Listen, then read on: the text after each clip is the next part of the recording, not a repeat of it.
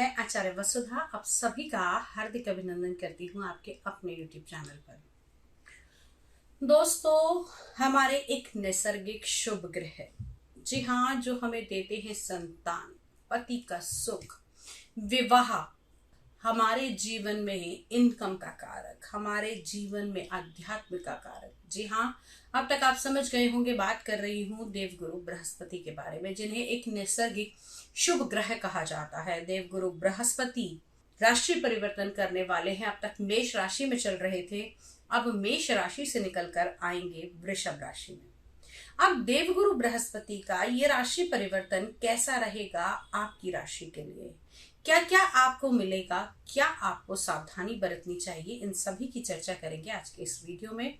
तो मिथुन लगन वालों, ध्यान से देखिएगा ये वीडियो, ये आपके लिए ही है। जिनका हॉरोस्कोप 3 नंबर से स्टार्ट होता है, ये उनके लिए आज की प्रेडिक्शन है। देवगुरु बृहस्पति का होने जा रहा है राशि परिवर्तन 1 मई 2024 से लेकर आने वाले अगले साल के 29 मार्च 2025 तक वृषभ राशि में ही गोचर करने वाले हैं। कभी ग्रह अतिचारी होगा, कभी मार्गी और कभी वक्री। इन सभी परिस्थितियों की वीडियो तो हमारे चैनल पर आएगी ही, लेकिन आज हम बात कर रहे हैं इनके राशि परिवर्तन के बारे में। तो मिथुन लगन वाले जातकों की अगर मैं बात करूं तो आपकी कुंडली में 2 केंद्र के भाव के स्वामी हैं देवगुरु बृहस्पति। जी हाँ, एक आपके 7th लॉर्ड बनते हैं और दूसरी राशि इनकी आपके 10th भाव यानी कि कर्म के भाव में आती है। आपकी राशि से यानी कि आपके लगन से मिथुन लगन वालों 12वें घर के अंदर देवगुरु बृहस्पति का ये गोचर होने जा रहा है। आध्यात्मिक यात्राएं कराएगा आपको, आपके विदेशों के साथ में संपर्क बनाएगा, साथ ही साथ अब यहाँ पर बीमारियां भी बढ़ाएगा, क्योंकि ये सभी जानते हैं कि देवगुरु बृहस्पति जहां बैठते हैं वहां के फलों में बढ़ोतरी कर देते हैं। वहीं खास तौर से आपको विदेशों में आपका इंटरेक्शन कराएगा और उनसे विदेशों की इनकम भी कराता हुआ दिखेगा। अपने परिवार के साथ धार्मिक अनुष्ठानों में भी आप जुड़ सकते हैं। खास तौर से जिन लोगों की अभी मैरिज में प्रॉब्लम्स चल रही थी, उन लोगों को थोड़ा सा यहाँ से सावधान होकर चलने की आवश्यकता है। अब देवगुरु बृहस्पति न केवल जहां बैठते हैं वहीं फल देते हैं, अपितु इनकी 3 दृष्टियां, जी हाँ, 5वीं, 7वीं और 9वीं दृष्टि भी हमारे जीवन पर, हमारी कुंडली पर, हमारे व्यक्तित्व पर, हमारे रिश्तों पर खासा असर डालती है। तो अब हम बात करें देवगुरु बृहस्पति की, जो आपकी कुंडली में 12वें भाव में गोचर करने वाले हैं मिथुन लगन वाले जातकों के। तो अपनी 5म दृष्टि आपके 4th भाव पर, अपने शत्रु की राशि पर होने वाली है।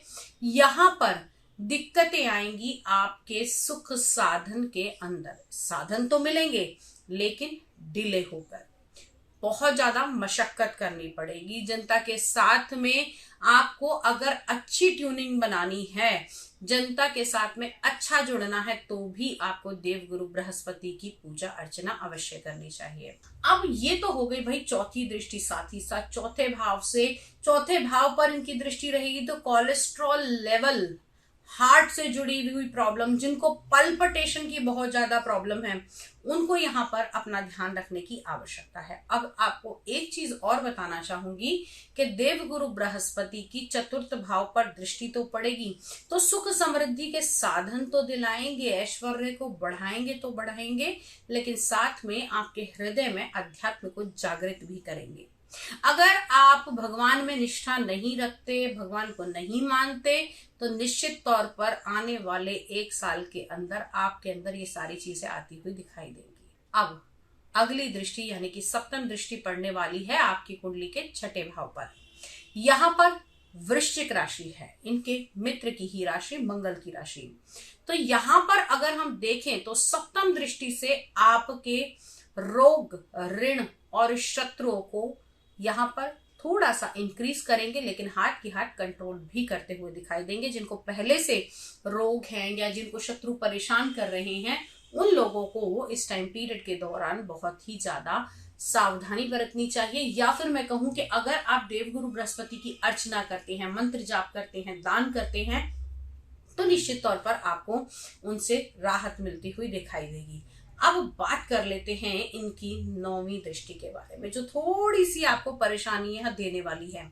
अगर हम बीमारियों के हिसाब से देखें तो ये गुदा का भाव है। जिन लोगों को बवासीर की, पाइल्स की, भगंदर की, इस प्रकार की प्रॉब्लम है, उन लोगों को बहुत ज्यादा ध्यान रखना पड़ेगा, क्योंकि एक तो शत्रु राशि, ऊपर से गुरु की नीच दृष्टि आपके अष्टम भाव पर पड़ रही है। तो यहाँ पर अगर रिसर्च कर रहे हैं, ज्ञान के क्षेत्र में हैं, कुछ पढ़ाई कर रहे हैं, या किसी चीज के लिए डिग्री के लिए आप लोग आगे बढ़ना चाहते हैं, डिग्री लेना चाहते हैं, तो आपको बहुत ज्यादा पढ़ाई करनी पड़ेगी, बहुत ज्यादा ध्यान देना पड़ेगा। और निश्चित तौर पर 100% आपको फल तभी मिलेंगे जब आप देवगुरु बृहस्पति के कुछ उपाय अवश्य करेंगे।